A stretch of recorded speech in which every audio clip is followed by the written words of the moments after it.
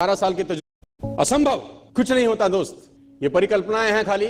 और मैं आज तो आपको बहुत ईमानदारी से और 12 साल के तजुर्बे का निचोड़ निकाल के बता सकता हूं कि इस दुनिया में असंभव नाम का कोई शब्द होता ही नहीं है। इंसान कभी भी चंद्रमा पर नहीं पहुंच सकता, पृथ्वी विज्ञान की अधिकतम सीमा है। डॉक्टर लीदी फॉरेस्ट मशहूर वैज्ञानिक हुए, बहुत बड़े साइंटिस्ट हुए। एक स्टेटमेंट इन्होंने पास किया 1955 के अंदर, 1955 he passed the statement कि इंसान कभी भी चंद्रमा पर नहीं पहुंच पाएगा। It is impossible for a human being to cross Indian globe, earth globe. और पृथ्वी विज्ञान की अधिकतम सीमा है, लेकिन किसी बहरे ने इस बात सुना नहीं और पहुंच गया एक आदमी अपना बस्ता उठा के, जिसका नाम था इन 1969। और उसके बाद तो स्पेस जर्नी ऐसी हो गई जैसे आप और मैं अभी पतिया और बैंकॉक चले जाते हैं। लॉर्ड केल्विन बहुत बड़े साइंटिस्ट हुए, उनका स्टेटमेंट आया कि सिर्फ पक्षी उड़ान भर सकते हैं, हवा से भारी मशीन का उड़ान भरना असंभव है। इट इज इम्पॉसिबल कि हवा से कुछ भी भारा हो और वो उड़ सके, क्योंकि ग्रेविटी उसको गिरा देगा। लेकिन तमाचा मारा इन लोगों ने, तमाचा मारा और लिख के दिया कि हमने साइकिल के स्पेयर पार्ट से इंसानों को पक्षी बना दिया। साइकिल के स्पेयर पार्ट से इंसानों को पक्षी बना दिया। 16 साल लगे राइट ब्रदर्स को जहाज का निर्माण करने में, लेकिन इन लोगों ने उसकी बात नहीं सुनी कि जो कहते थे कि वायु का सिद्धांत तुम्हारे विपरीत है।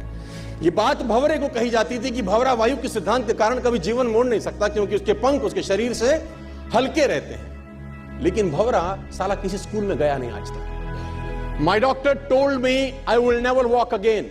मेरे डॉक्टर ने मुझे कहा कि तुम कभी चल नहीं सकोगी। My doctor told me you will never walk again. My mother told me I would, and I believed my mother rather than doctor. Wilma Rudolph एक ऐसी एथलीट हुई जिनको पोलियो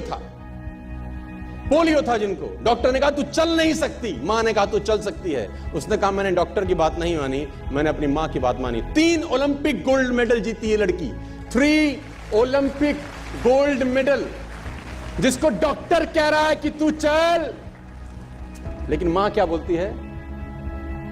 मैं आपको उदाहरण देना चाहूंगा सर। बहुत छोटे थे अल्बर्ट आइंस्टीन, दुनिया के महान वैज्ञानिक में से एक हुए, मंद बुद्धि कहा जाता था। 8 साल के थे, घर पहुंचे, मां को चिट्ठी दिया। When he was 8 years old, came to his home, given letter to his mother. मां को एक चिट्ठी दिया, मां ने वो चिट्ठी पढ़ा। 8 साल के थे और चिट्ठी में प्रिंसिपल का खत था, उसकी मां का नाम।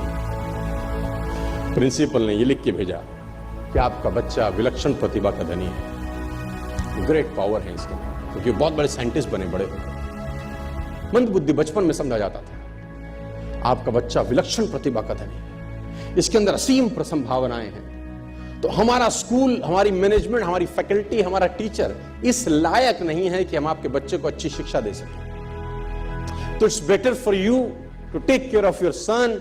आप अपने बच्चों को अपने घर में पढ़ाइए, हम लायक नहीं है कि आपके बच्चे को पढ़ा सके।